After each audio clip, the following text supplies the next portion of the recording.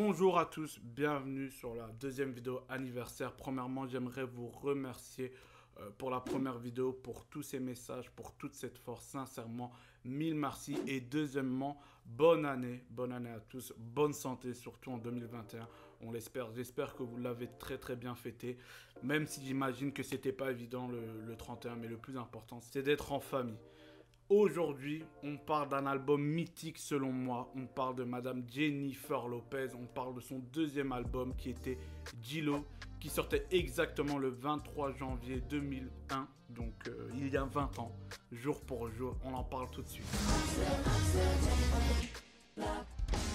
Alors il faut savoir que tout le monde attendait le deuxième album de J-Lo.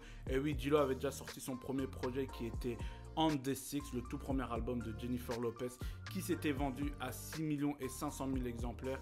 Et bien évidemment, le deuxième album a fait beaucoup mieux. Il s'est vendu à 9 500 000 exemplaires. Donc on voyait déjà la hype que Jennifer Lopez avait dans ses débuts années 2000, si je peux dire. Et il faut savoir que quand Jennifer Lopez a fait cet album, elle était signée sous le label Epic Records. Epic Records qui est un label créé en 1979. Ils ont eu énormément de stars. Et parmi toutes ces stars, il y a une seule star qui voulait absolument signer avec eux, qui voulait absolument gratter le buzz dans cet label-là. C'était Michael Jackson.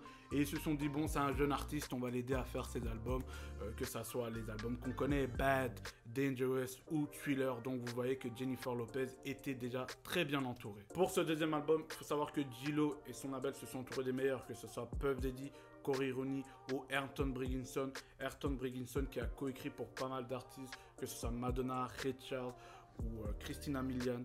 C'est vrai que là, ça fait beaucoup de noms que je vous donne, mais vous verrez tout en bas, je vous ai mis les liens en description, leur Wikipédia, leur histoire, comme ça vous savez un peu ce que ces gens ont fait dans l'industrie musicale. Comme ça, vous êtes au courant de tout. Cet album était phénoménal. Aux États-Unis, elle était numéro 1 au Billboard pendant 6 semaines. En France, elle était dans le top 6 des charts. Mais je ne sais pas pourquoi, en Belgique, l'accueil de l'album était très mitigé. Elle était seulement 26e au classement des charts. Peut-être que nous, les Belges, on n'était pas prêts à ce nouveau phénomène de la pop culture qui était Jennifer Lopez. Mais ça ne fait rien. Et justement, l'année d'après, en 2002, pour son troisième album, This Is Me Then, elle est montée dans le top 6 des classements. Donc là, je pense que tous les Belges ont validé Madame J-Lo. Il faut savoir que Christina Milian a posé sa voix dans l'album J-Lo, surtout sur les titres Play et End Funny. C'est elle qui pose sa voix dans les refrains. On va écouter ça tout de suite. Mais pour les droits d'auteur, vaut mieux pas, sinon on bloque ma vidéo. Donc allez l'écouter sur YouTube. Bon, au final, J-Lo s'est foutu de nous. Ce n'est pas elle qui chante les refrains, mais elle est jolie, donc on l'accepte quand même. Pour ce deuxième album, Jennifer Lopez a travaillé avec le label Epic Records. Epic Records qui est rattaché à Sony Music. Il faut savoir qu'un album ne se fait pas seul. Oui, on a Jennifer Lopez en tête d'affiche, mais il y a des gens derrière. Il y a des gens qui réfléchissent, des gens de l'ombre. Parmi eux, il y a Tommy Mottola, le patron de Sony Music.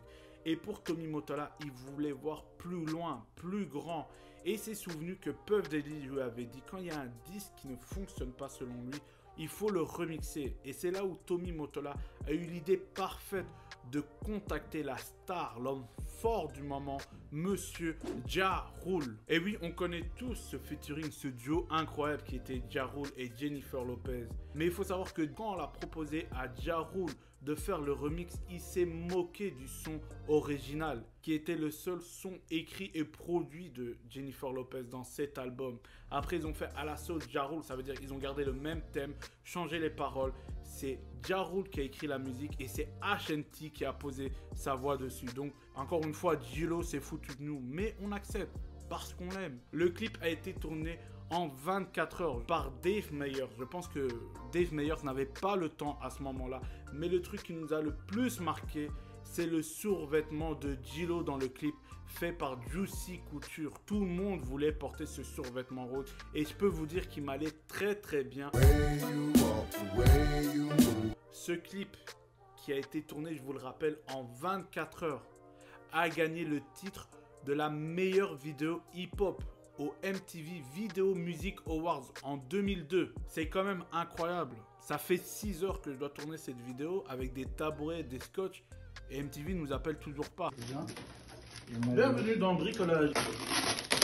Grâce au remix avec Ja Rule, le titre Un Will passe de la 90e place à la 10e place. Et elle a même été triple fois certifiée disque de platine. Mais il y a quand même une petite triche dans l'histoire. Parce que le son Un Will remix a boosté le son original I'm Will. Il faut savoir qu'en 2001, les règles étaient totalement différentes. Ça veut dire que tout ce qu'on a boosté, toute la force, le produit marketing qu'on a fait pour le I'm Will remix était en fait pour nourrir le I'm Will original. Et c'est comme ça que le I'm Will original est arrivé dans le top 10 et a eu ses triples certifications platine. Est-ce que c'est de la triche ou pas? Laissez-le moi en commentaire. Il y a eu tellement de succès autour de ce titre I'm Will Remix qui a sauvé l'album de Djilo, il faut le dire, que Tommy Mottola s'est dit, tu sais quoi, on prend ce titre-là et on le met dans l'album de Ja Rule, Pain is Love, qui sortait le 2 octobre 2001. Et pour la petite histoire, à ce qui paraît, Tommy Mottola voulait même mettre ce titre qui est incroyable dans l'album de Johnny Hallyday qui était Gang. Je te promets le ciel au-dessus de ta couche, les fleurs. Et pour la petite histoire, on va terminer avec ça. Dans l'album Djilo, il y a le fameux titre Ain't Funny qui est écrit, chanté par Ashanti. Donc on récapitule. Ja Rule a sauvé l'album Djilo avec le titre I'm Will Remix.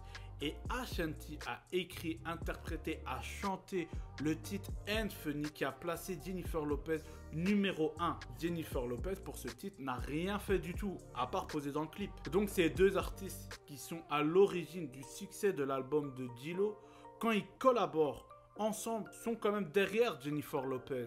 Tout en sachant que Ashanti a posé sa voix pour que Djilo soit en haut. Donc il ne suffit pas d'avoir la voix de Ashanti. Il faut aussi avoir le nom. Et ce nom-là, c'est Jennifer Lopez. Pour clôturer, je tenais encore à remercier toutes les personnes qui m'ont laissé des messages, des commentaires. Je ne m'attendais pas à autant de messages ou autant de commentaires dès la première vidéo. Donc, mille merci sincèrement. Et je vous promets qu'on le fera. On parlera de Bruce Lee, on parlera d'Eddie Murphy ou les albums que vous m'avez envoyés. Et n'hésitez pas à laisser des commentaires, à vous abonner, à sonner la petite cloche. Et les prochaines vidéos arriveront très bientôt. Je vous souhaite encore une merveilleuse année 2021. Peace les chevaliers. Il en faut peu. Ça tourne, non? Ah ok. Bonjour à tous. On parle du deuxième album de Djilo. Et on va le recommencer. Et Epic Records qui était parce qu'il commence à faire ce cet album, elle était dans l'album et il faut savoir que pour vous dire que la hype signé sous le label. Signé sous le label. Sous le label, ouais. Dangerous, donc vous voyez déjà la hype de la belle. T'as un petit buzz et tu devrais continuer la vanne, tu vois. Du coup, ils ont voulu lui donner un... Elle a eu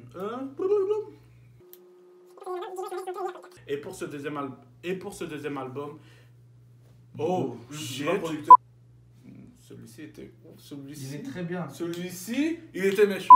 Alors regarde, moi j'aurais fait le truc dans... Vas-y. Là maintenant, écoute-moi bien, je l'ai. 6e place. Oh putain, ça me bloque ce truc. Non, c'est bien. En 2002, elle est montée. Ah là. En Belgique, l'accueil a été un peu plus Mitigé. mitigé. En plus, tu connais le mot mitigé, mon pote, tu dois te placer maintenant. Il est cool. Je vais tout reprendre quand même. Non, reprends pas tout, sinon Non. tu vas encore t'embrouiller ailleurs. Aussi parmi ces Oh personnes. putain, je suis con. Tu Ah putain. rattaché à Sony Music. Rattaché à Sony Music. Et signé sous label. Ouais, je suis con quoi. Parfait. Je l'ai fait en une seule prise, hein. Ouais, la sauce Murder Wing, motherfucker. Voilà, dis ça. A été. Oh putain. Ce clip a remporté. Oh putain, ça me saoule d'être comme ça dès le début. Je sais pas si je le dis bien. Non, je le dis pas Tu le dis bien. pas bien. Ce clip, Le prix de la meilleure vidéo hip-hop. la meilleure méthode, je dis tout le temps le meilleur. Oh, c'est quoi ce petit smeg Vas-y, là? vas-y. Au MTV. Oh, Le prix de la meilleure. 24 heures.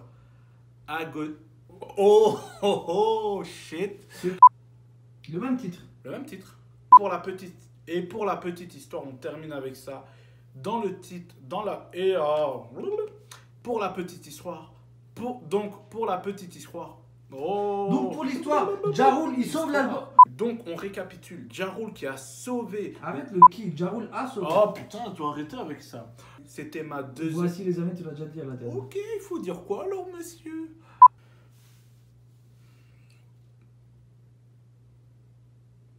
Vous avez dit quoi dès le début? Dans l'album de Johnny Hallyday qui était Gang.